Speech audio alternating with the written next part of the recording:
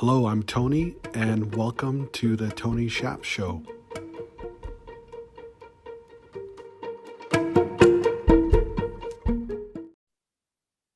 Well, hello, everybody. Welcome back. I am super pumped to have Scottie here with us today. I can't wait for her to share with you her story, what she's all about, and her personality and her business ethics and all that good stuff. So with that being said, I wanted to give Scottie a big, warm welcome to the Tony Shap Show.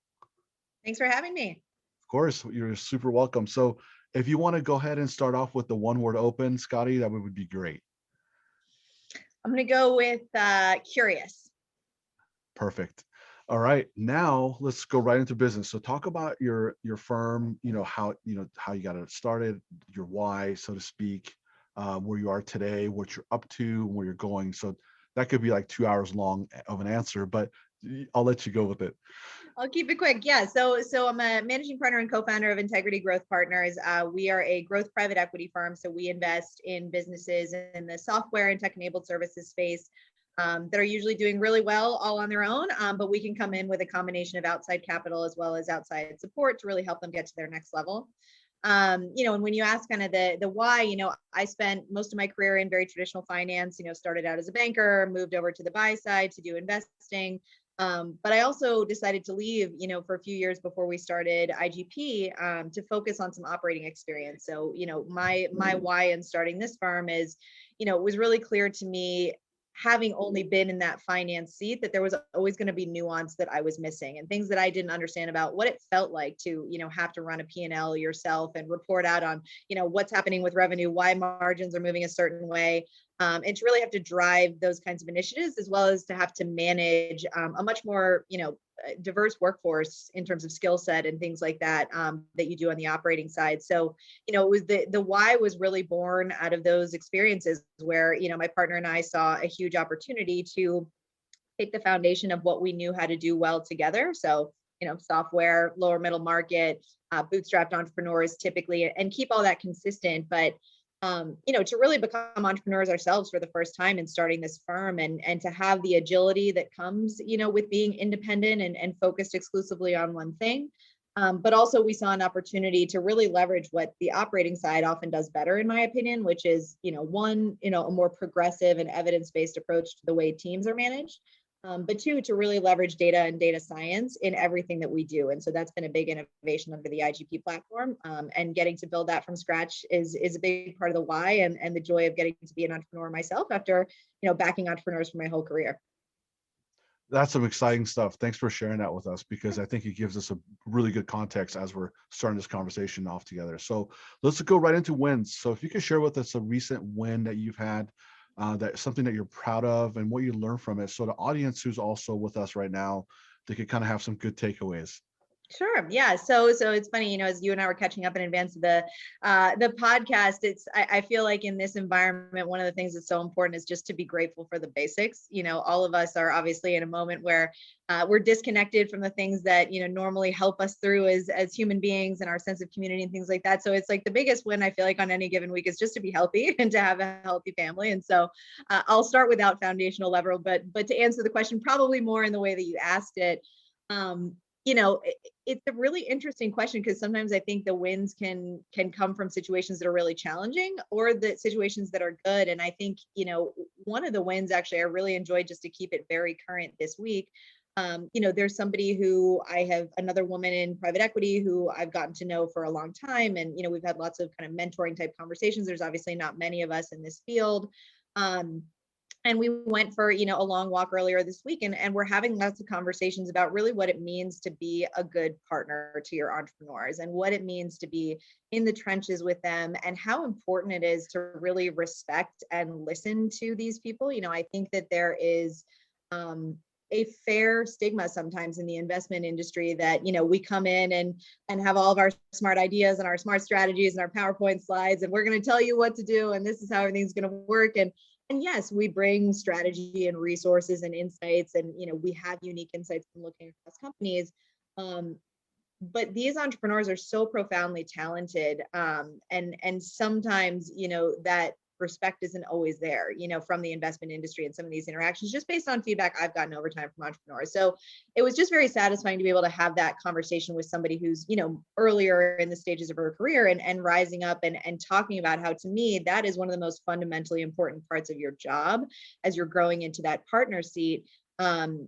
Is to really be, in harness with your partners and giving them good advice, but really listening to them and really respecting them and hearing and understanding and having a lot of empathy about the position that they're in every day. And that, in my experience, is what's going to make or break a partnership, much more so than, what you've got built into your financial model. So it was just a win to be able to share that, to be able to mentor another woman who's coming up into this industry, and to have found that to be obvious over time as my career progressed, when I think early in my career, I felt like everything was much more about, the specifics of all of the technicals, but really it's everything in this business is about people at the end of the day. So it was nice to be able to share that. 100%. That was a lot of valuable gems in there. So for those of you listening, thank God it's not Clubhouse where it's live, but on a podcast, you can actually rewind and write down those gems. If you're driving, obviously don't do that, but it's really great because that's one of the things about podcasting is you can rewind it, or if you're watching this on YouTube, you can rewind it and get those valuable gems that Scottie just shared with us. So I'm grateful for that. Mm-hmm. Let's talk about the opposite side of a win. Just at a high level, if there's something recently that you experienced and that was not a win and what you learned from it, Scottie, that would be great if you could share with us. Sure. Yeah. And I think, as we said, the challenges to me, as long as we, stay resilient and keep moving are as valuable as the wins, if not more so. And I think, one of the things my partner and I were reflecting on earlier this week, and I've been very obsessed. One thing I would recommend to your listeners, Annie Duke's latest book, How to Decide. She's a professional poker player, if you don't know her, but she talks a lot about, really making sure when you are making a decision. And if you think about investment professionals and what our job is, our job really at the end of the day is to really hone our decision-making process, and then to be able to complement that with relationship management. And that's most of what you can do. And there's a lot of our job that luck plays in, things that are outside of our control. And so one of the most interesting things and challenges that I would say comes up a lot as an entrepreneur, and this is obviously my first startup I'm running, myself as the firm, is really learning, one, how to be an effective decision maker when you don't have all of the information, and you've got to be kind of trusting your judgment and trusting your mental models and things that you've built up over time to operate in situations you're thrown into every day where it's something new and you've never done before. And that's very anxiety inducing for any, sort of human being coming into this. And so learning to manage yourself, as a human being who's going through the, obvious sort of challenges and anxieties of doing things that are new, but also learning how can you extrapolate more effectively all of the experiences that you have that had and apply your skills to these new situations to be confident that you can still operate in environments of uncertainty and move forward. And obviously, again, that's what the collective has been experiencing COVID anyway. I feel like that's all of our universal lessons is, recognizing that we can control a very small amount of our day and a lot of things are out of our control. So how can we really bring the focus back on doing our best work with the things that we can control and not letting those things that we can't control psych us out and get us out of our way, and tilt, I think, is the word for it in poker that I just recently learned. But that to me, that is the biggest challenge always is, wanting to have the right answers, wanting to have all the research, wanting to know the right thing to do. And sometimes there's multiple right answers. Sometimes there's no right answers, but you have to learn to have that discipline in your decision-making process and really have a level of humility to understand the distinction between what are your skills and what is luck and how that plays into what you can and cannot control. And that's the biggest challenge, I think, every day as an owner of a business, but also as an investment partner too. Wow. Are you an author already? Have you written a book yet? No. I can predict the future. You're going to be up here soon. You're going to be back Thank here. you. So That would be an honor. I would love to do that someday. yeah, absolutely. Because especially what you just said, you said a lot of great things right there. And that's immediately like, that's a book in the making right there. So that was really awesome. I can give a nod to many great authors to your listeners if that's helpful. But yes, I appreciate it. I would love to do that someday. Very cool. Very cool. Add it to your list, right? Okay, so let's talk about if you could give a founder of a company, just like if you had to only give them one advice for them to look, if they're looking down the runway and they're just kind of mapping out their 5-year plan. What is that one advice you could give them to kind of help them stay the course? I know this is a really general, broad question, but if you could hone it into one, what would that be, Scottie? I would say don't forget to put the oxygen mask on yourself first. I think that's, if you're thinking about longevity and resilience and, what it takes, know that there is a lot of good research out there to inform that. And the role of an entrepreneur and a founder can be very lonely and isolating. And we know that. And we talk about that a lot in terms of how we can get smarter and get better about supporting, the well-being and the mental health and everything else about, our founders. Because if you look at, where a lot of the massive flameouts of, founders, entrepreneurs, things that really don't go well, it's often because that person does not have the right support system in place or the right tools to take care of themselves, whether that's mentally, emotionally, physically.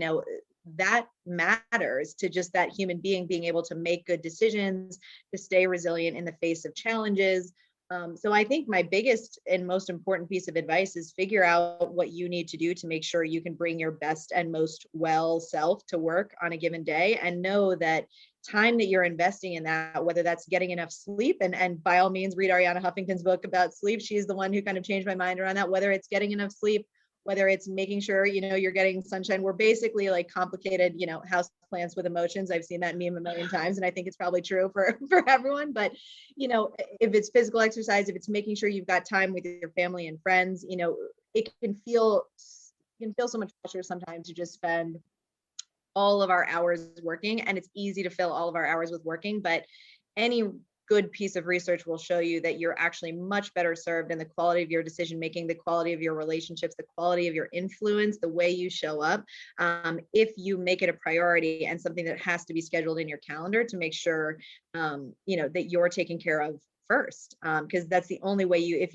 you're depleted and out of your mind, you can't show up for anyone else, and you're not going to make good decisions for your business. So to distill it down to that single thing, it's just oxygen mask on yourself first. Well said. It's one thing, but it's so powerful, right? Because it's the oxygen mask on yourself, taking care of yourself, like you said. That's a pretty big one. So yeah, sometimes we forget we take care of our people, our teams, our family, friends, all that, and then you got to take care of yourself before, Yeah. so you can continue to do that. So that was awesome. So what's that one question that I should ask you that I haven't asked you? So I would say, I don't know if you should, but the most common question I get that you haven't asked me is, where does Scottie come from? So if you want me to answer that. Yeah, that'd so be great. so I will answer my own question. So I get this question a lot. And as you would suspect, in my industry with the name Scottie Wardell, I get addressed as Mr. Wardell most of the time. It's certainly more than 50%. So it always makes for a funny moment when either we're on Zoom for the first time together or they hear my voice on a call. And I take no offense to it, but it is funny. And where it comes from, and it's a happy nod I can give to my mom. I have a spectacular mom, who I was raised with her being a CEO. And so that was very normal in my house. And that's a huge gift to me now that I know as a later professional. But she grew up in Minnesota. Scott Fitzgerald grew up in Minnesota. And part of what inspired her to move east to go out to school, which was a big deal at that time, both as a woman, but someone from the Midwest, was reading a lot of his published work. And he had moved from St. Paul to go out east to go to a great college. And that was a really big deal at the time. And so after she kind of went through that experience personally, one of the favorite things for her to read was correspondence between F. Scott and his daughter Scottie. And so when I was born, my nickname became Scottie, and I've been Scottie ever since. So legally, my name is Elizabeth. You'll see it in my email signature if you email me, just to let people know that I am in fact a woman on the other side of the table. But that's where it comes from. Awesome. Thank you very much for giving us insight to that. That's Yeah. I didn't know that, so that's really cool. Mm-hmm. So how could our listeners reach out to you and find out more information about what you guys do and all that good stuff? Sure. Yeah. So easiest thing, our website is integritygp.com. My email address is right on the team page there, but it's Scottie, SCOTTIE at integritygp.com. Feel free to reach out anytime. And then I'm also Scottie Wardell on LinkedIn. Excellent. I'll be sure to put your LinkedIn and also your website address on the show notes. And if you're ready to close us out, give us a Sure. one word close, please. I'm going to go with happy. Happy. Well, Scottie, thank you so much for coming on to our show. Of And thanks course. for Thanks for sharing having me. these wonderful gems with us. Some of them were super powerful, and other ones were very important as well, like the oxygen mask and your people and the advice that you gave for founders and CEOs if they're running that 5-year plan. So thank you very much. I'm looking forward to having you here again, hopefully sometime soon, so we can continue this conversation. Great. Thank you. Thanks.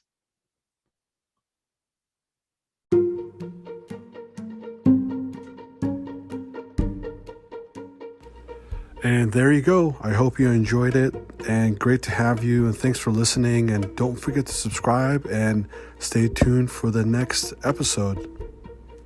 Till next time, onwards and upwards.